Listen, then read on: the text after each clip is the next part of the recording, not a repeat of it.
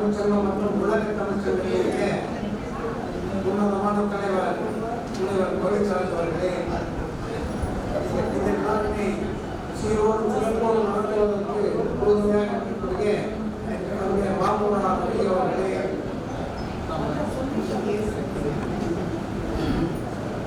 பழனிவேல் அவர்களே, அனைவருக்கும் இங்கே வருகிறவர்கள் அனைவருக்கும்